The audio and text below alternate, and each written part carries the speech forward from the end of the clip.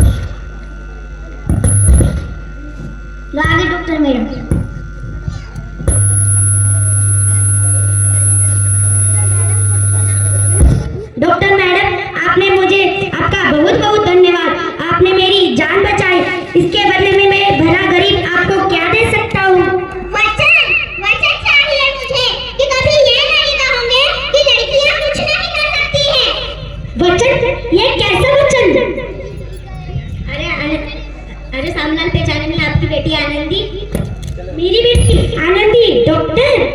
हाँ बापू, वही आनंदी जिसके लिए तूने बचपन में एक चूल्हा बुलाने के अलावा कुछ नहीं सोचा था। मुझे माफ कर दे मेरी बेटी, मुझे माफ कर दे, मैं तेरा गुनहगार। नहीं बापू, तू बचपन में मेरे हाथ पीले करके मेरी सारी जिंदगी काला कर देना चाहता था। बोल कैसे माफ करूं मैं तुझको? मुझे माफ कर दे मेरी बेटी, मुझे माफ कर दे, मैं तेरा अपराधी हूँ। नहीं बापू, क्या कहा था तुमने कि किताबें सिर्फ लड़कों के हाथ में अच्छी लगती है, लड़कियों के हाथ में तो सिर्फ मेहंदी अच्छी लगती है। बेटा और बेटियों में फर्क करना दोनों आंखों में फर्क करने के जैसा है। एक का पढ़ना और दूसरे का ना पढ़ना सामाजिक अंधकार है बापू, सामाजिक अंधकार है। मुझे माफ कर दे मेरी बेटी, उपकार मानता हूँ मैं तुझ जैसी बेटी का जिसने सारी उम्र मुझसे कुछ न मांगा तो सिर्फ बराबरी का दर्जा, वरना सच तो यह है कि मैं तेरी माफी के लायक भी ना हूँ। मुझ जैसा बाप तेरी बराबरी कर सके उसके मैं लायक भी ना हूँ मेरी बेटी। अरे आनंदी, अपने बापू को किया तुम माफ नहीं करोगे? माफ कर दो आनंदी। अगर सुबह का भूला शाम को घर लौट आए तो उसे भूला नहीं कहते। माफ कर दो आनंदी।